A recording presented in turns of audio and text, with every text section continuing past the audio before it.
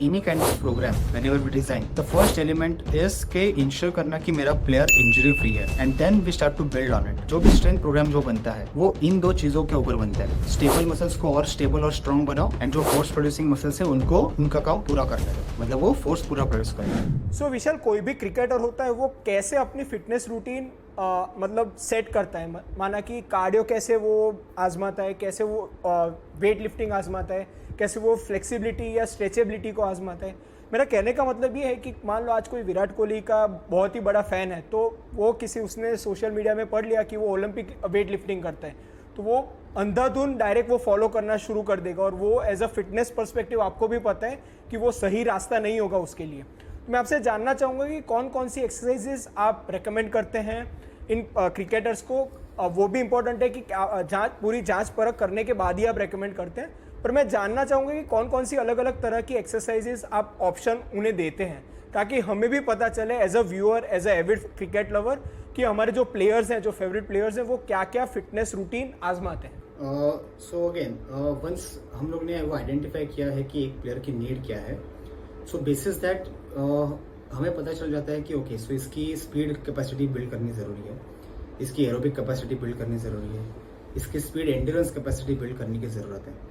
आपको भी एक आइडिया आ जाता है कि suppose if you are using the wearables, जैसे हम लोगों ने पहले डिस्कस किया था कि अगर एक कोई एथलीट अगर वेरिएबल पहन रहा है, so we also get good data कि उनका हार्ट रेट, बीपीएम्स कैसा है, ब्रेथ्स पर मिनट, बीआरपीएम कैसे है, breaths per minute, beats per minute. So basis that you can always design a programme कि सपोज अगर मैं अगर मुझे किसी की एरोबिक कैपेसिटी बढ़ानी है और उसको पॉसिबली एक ऐसे स्टेज पे रखना है कि वहाँ जहाँ पे his heart rate stay stable even when he is doing more of intense activity. So when I से स्टेबल, इट इज नॉट कि एक ही नंबर पे रुका हुआ है, but that it is fluctuating very well, but with in the saves. कि suppose अगर पहले 2K भागता था, अगर मैं पहले 2 किलोमीटर भागता था, which was also one of the test earlier, time trial जिसे बोलते थे. सो उसमें क्या होता था कि सपोज अगर मेरा एक कोई तो प्लेयर है, सपोज 2 किलोमीटर्स वो 9 मिनट्स में कवर कर रहा है. So we get a reading, okay 9 minutes तो उसने कवर कर लिया, but possibly is heart rate maximum was 180-89, 180 to 189 के रेंज में था, beats per minute.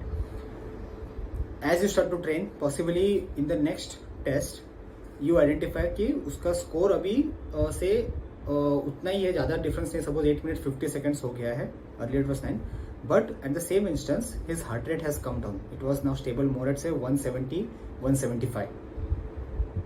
So when you know कि okay आपको किस वे में उसको ट्रेन करना है, उसको किस चीज़ के लिए ट्रेन करना है, you can obviously suggest those kind of training. So one of the tools that we use are like say specifically targeting HIIT runs, high intensity interval training, which has been shown which has shown very good results on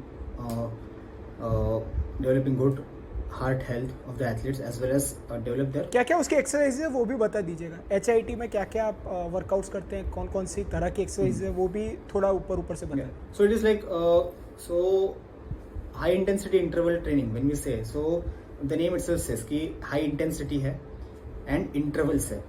so this can be say anything from your say, so one which we use is like say example, you are running for 40 seconds, you take a equal amount of break like 40 seconds and you come back in 40 seconds, and possibly the distance is decided on what test results were. Like say suppose अगर 2K अगर मैंने 8 minutes में cover किया है, so you divide the distance by the time, you arrive at a number, and basis that आपके distance set होते हैं, आपको कितने distances पे आपको अपना इंटरवल रन्स आप मार्कआउट कर सकते हो. एंड बेसिस दैट आपको एक 40 सेकंड्स का आप टारगेट ले सकते हैं कि ओके 40 सेकंड्स में, चलो for example we can say 40 seconds you have 200 metres to reach. You reach 200 metres, you break for 40 seconds, you again come back for 200 metres. So and you can repeat it for like say 2 sets of 4 reps, something of that sort. So this is one of the examples of how you can possibly bring that intensity also and get the player to generate that amount of intensities in the training program, because you need your heart rate also to be beating at that rate, Plus at the same time in the recovery time you are stressing your heart to make sure that you are recovering and getting ready for the next interval. Again, it can be a long slow distance runs wherein you want to just fill in your leg with the volume. So when I say this volume is like you want your player to also have that load in the body, running load. So the running volume basically. So that's what कि suppose अगर मैं मेरा days cricket का अगर मैं load देखता हूँ, सो wherein my player is covering almost 10 kilometers on an average on a fielding day. So that is my batsman, not even counting the bowler's load, which goes up to 16 to 18 kilometers. So I need to keep my player ready with that volume in their legs. For that, possibly I will be looking to get them into those long runs. So this is specifically in off season, because once the season starts, most of their time is on ground only. So their volume needs they are taken care of. But when you are specifically targeting off season, you need to make sure कि अपने जो players है वो उतना volume भी cover कर रहे हैं. Plus at the same time that also helps to recover better, because since it's not an highly intense run, उनके heart rate भी उसी हिसाब से fluctuate होते रहते हैं at a much lower, like say zone 1, zone 2, जो if you know that there are different zones in which you specifically map out your running program. So ideally you can possibly want your players to be in zone 2 for those specific kinds of runs, because if you see जो हमने high intensity intervals किए हैं, they are possibly into more of zone 3 and zone 4, might go beyond but possibly into zone 3 and zone 4 on the higher end of those. So just to make sure that your zone 2 is also getting covered. अब ये तो आपने पूरी cardio की बहुत ही अच्छे से आपने बात कर ली. तो अब रिसेंटली विराट कोहली के आने के बाद और पूरा फिटनेस रिवॉल्यूशन के बाद स्ट्रेंथ ट्रेनिंग पर ज़्यादा तवज्जो दिया जाता है.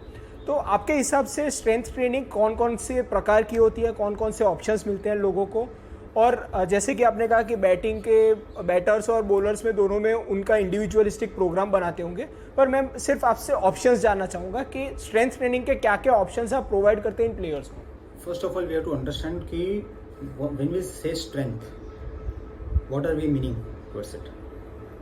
So it is about see any kind of program whenever we design, the first element is कि ensure करना कि मेरा player injury free है, and then we start to build on it. फिर उसके ऊपर हम लोग build करना चालू करते हैं. So जो हमने assessments करी है पहले, जैसे MS के हो गया, FMS हो गया, उन्होंने जो भी functional movement screens की है, so हमें जब पता चलता है कि ओके ये पॉसिबल इम्बैलेंसेस है, you start to first target those imbalances. आप are there any movement corrections that need to be done, and फिर उन्हीं मूवमेंट्स को उनके जो like say so we have to understand के कोई भी जो जॉइंट्स होते हैं, they are made up of, they are covered by multiple muscles. कोई मसल्स का काम होता है स्टेबिलिटी देना, कोई मसल्स का काम होता है फोर्स प्रोड्यूस करना. सो हम जो भी स्ट्रेंथ प्रोग्राम जो बनता है वो इन दो चीज़ों के ऊपर बनता है. स्टेबल मसल्स को और स्टेबल और स्ट्रांग बनाओ, एंड जो फोर्स प्रोड्यूसिंग मसल्स है उनको उनका काम पूरा करने दो, मतलब वो फोर्स पूरा प्रोड्यूस करेंगे. अगर क्या होगा, अगर मेरे स्टेबलाइजिंग मसल्स ही वीक है, अगर मेरे स्टेबलाइजिंग मसल्स वीक है तो फोर्स प्रोड्यूसिंग मसल्स ही स्टेबलाइजिंग का काम करेंगे, तो फिर फोर्स प्रोडक्शन में हैम्पर होगा. So when we consider both of this elements, एक अच्छा इंटीग्रेटेड स्ट्रेंथ प्रोग्राम क्या करता है, इट डजंट मैटर कि आप किस टाइप की एक्सरसाइज कर रहे हो, it is important that this fundamentals are being addressed too. Okay, then there are different methods of training कि आप हाई वॉल्यूम कर रहे हो, आप ट्राइफेसिक ट्रेनिंग, जैसे कि ट्राइफेसिक ट्रेनिंग एक बढ़िया एग्जांपल है जहाँ पे हम लोग मसल्स के जो 3 मूवमेंट्स होते हैं, लाइक इसेंट्रिक बोलते हैं, आइसोमेट्रिक बोलते हैं और कंसेंट्रिक बोलते हैं. So all this play an important part in the movement of the muscle, and हम लोग उसको स्ट्रेंथन कर रहे हैं. तो so once you identified that कि ओके एक प्लेयर की क्या नीड है, उसके मैं स्टेबलाइजिंग मसल्स को किस तरह से वर्क कर रहा हूँ, उसके मैं फोर्स प्रोड्यूसिंग मसल्स को किस तरह से वर्क कर रहा हूँ, then you can play around with different training methodologies. So again training methodologies differ as per the phase of the season they are in.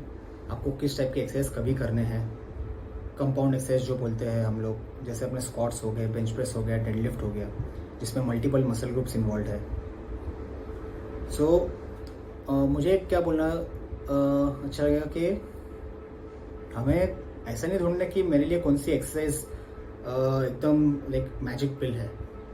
It is about अगर मैं fundamentals भी अगर हर रोज कर रहा हूँ बट उसको मेरे गोल के हिसाब से मैं किस फेज में हूँ, मेरी क्या नीड है, उसके हिसाब से आप अगर नॉर्मल स्क्वाट्स भी करेंगे तो भी आप उसमें प्ले अराउंड कर सकते हो.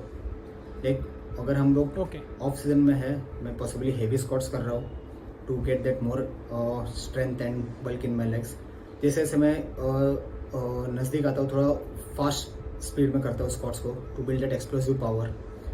जैसे सीजन के नज़दीक आता हूँ मैं पॉसिबली डूइंग स्क्वाट जंप्स कर रहा हूँ टू बिल्ड पावर.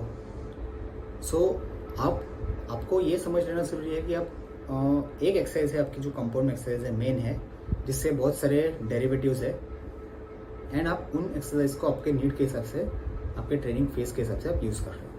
तो ये कार्डियो और स्ट्रेंथ ट्रेनिंग वर्कआउट ऑलमोस्ट सभी के लिए होता है कि फिर ऐसे भी कोई प्लेयर्स होते हैं जिनको स्ट्रेंथ ट्रेनिंग उन्हें कहना बेहतर रहता है, या फिर कोई ऐसे भी प्लेयर्स होते हैं जो सिर्फ स्ट्रेंथ ट्रेनिंग करते हैं और कार्डियो नहीं करते हैं? आप सारे इनका कोई मिक्सचर ही करता होगा, राइट? कि थोड़ा स्ट्रेंथ ट्रेनिंग खाली प्रोपोर्शन में डिफरेंस होता होगा, right, for an individual player. या सो इसमें भी काफ़ी सारी चीज़ें होती है. लाइक से जब हमें एक चीज़ पता है कि हम लोग आइडियल वर्ल्ड में कभी जीते नहीं कि हफ्ते में 3 स्ट्रेंथ सेशंस होने चाहिए, 2 कंडीशनिंग सेशन होने चाहिए.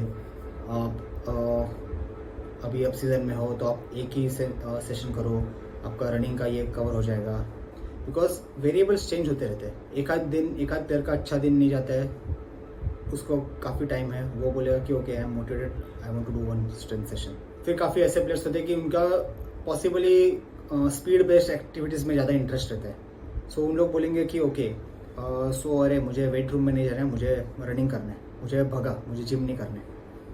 ऐसे प्लेयर्स रहेंगे कि जो बोलेंगे यार मेरे को स्ट्रेंथ करना है.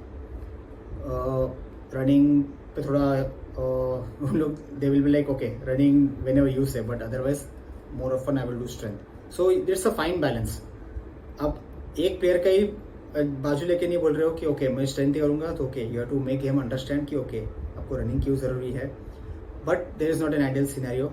यू कैन ऑलवेज वर्कआउट कि किसी एक एथलीट के प्रेफरेंस के ऊपर से उसका गोल कितना मीट हो रहा है, गोल को अप्रोच करने के लिए उसको कितना मिनिमम लोड ज़रूरी है. सपोज अगर वो स्ट्रेंथ बेस्ड एथलीट है, उसको सिर्फ जिम करना अच्छा लगता है, there needs to be some minimum running load that he needs to do, जो कवर हो रहा है, जो उसके बेंचमार्क्स को हिट करने में, अचीव करने में हेल्प करेगा. सिमिलरली फॉर से स्पीड बेस्ड एथलीट जिसको रनिंग अच्छा लगता है, स्पीड एक्टिविटी करना अच्छा लगता है, he also needs to have a certain base of strength in them. So it's all a mixture of both the factors कि आप किस तरह से उन लोग को कंबाइन कर रहे हो एंड एक एथलीट को भी इन्वॉल्व कर रहे हो उनके प्लानिंग प्रोसेस में. दोस्तों, ये वीडियो अगर आपको वैल्यूएबल लगा तो इसे लाइक कर अपने सारे दोस्तों से इसे शेयर कीजिएगा. इस चैनल को सब्सक्राइब तो आप कर ही लेंगे. चलिए मिलते हैं.